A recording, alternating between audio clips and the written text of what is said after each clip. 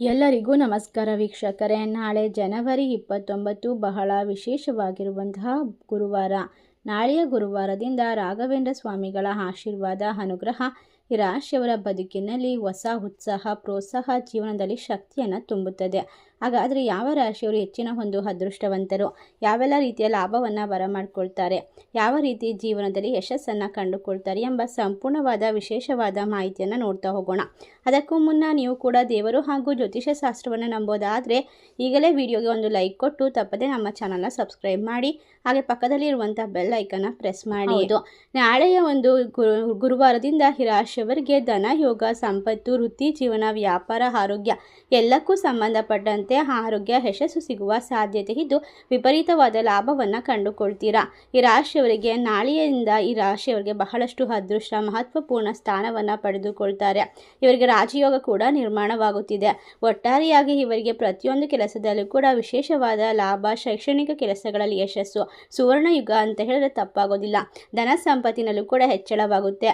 ಇವರಿಗೆ ರಾಜಯೋಗ ನಿರ್ಮಾಣವು ಉತ್ತಮವಾದ ದಿನಗಳನ್ನು ಬರಮಾಡಿಕೊಡುತ್ತೆ. ಈ ಅವಧಿಯಲ್ಲಿ ಮೇಷರಾಶಿಯವರಿಗೆ ಆದಾಯ ಕೂಡ ಸಾಕಷ್ಟು ಹೆಚ್ಚಳವಾಗುತ್ತೆ. ಬಹಳ ಸಮಯದಿಂದ ಅಪೂರ್ಣಗೊಂಡಂತಹ ಕೆಲಸವನ್ನು ಈ ರಾಶಿಯವರು ಪೂರ್ಣಗೊಳಿಸಬಹುದು.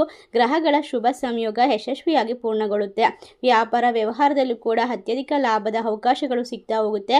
ಈ ರಾಶಿ ಚಕ್ರದವರಿಗೆ ಅತ್ಯಂತ ಹೆಚ್ಚಿನ ಒಂದು ವಿಶೇಷ ಶಕ್ತಿ ಮತ್ತು ಅನುಭವವುಳ್ಳ ವ್ಯಕ್ತಿಗಳ ಮಾರ್ಗದರ್ಶನ ಸಿಗೋದ್ರಿಂದ ಖಂಡಿತವಾಗಿ ನೀವು ಜೀವನದಲ್ಲಿ ನೆಮ್ಮದಿಯನ್ನು ಬರಮಾಡ್ಕೊಳ್ತೀರಾ.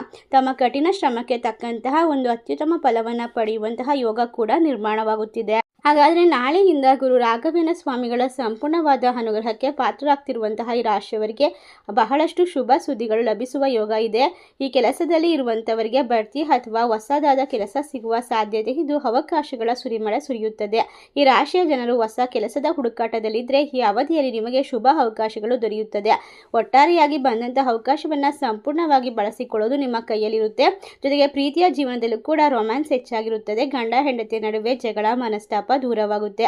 ಈ ರಾಶಿಯವರಿಗೆ ಈ ಅವಧಿಯು ಅತ್ಯಂತ ಅಧಿಕವಾಗಿದ್ದು ಜೊತೆಗೆ ಉತ್ತಮವಾಗಿರುತ್ತೆ.